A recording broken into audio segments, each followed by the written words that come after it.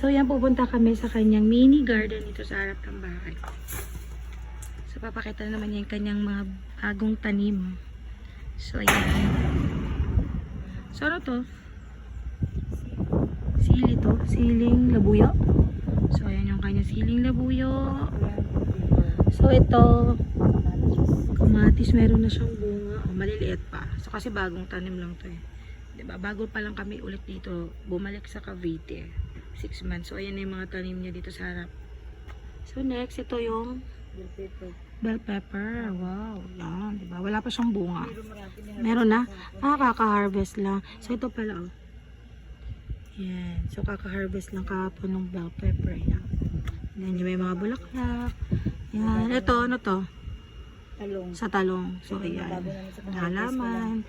Ito naman yung bagong ano. Ito naman yung bagong tubo. Kaka-harvest lang din kahapon ng talong. Diba, ang lalaki ng talong, pinakita ko nung nakaraan na video. So, yan. So, ito yung mga tanim niya. Pandaka. Ito, halaman. And then ito, sili. Ano ba ito? Yung sili. Siling labuyo pa rin. Tapos yan, may bagong tumubo na bulaklak siya. Yung violet na. Ito, bulaklak na ito mga to. Ganyan, dito. Bulaklak din. Bulaklak din yan. So, ayan yung kanyang mini garden dito sa harap ng Ito yung ano to? kalamansi. Kalamansi. Ito, may kalamansi rin pala kami rito. So, ito na yung mga bunga. So, naka-harvest na rin siya dito ng kalamansi. Marami na rin. So, ayan. Nandun ito. Tanim niya. Mga halaman. So, ito yung mini garden ni Mudra. So, ayan. Dito sa harap ng bahay namin. So, ayan.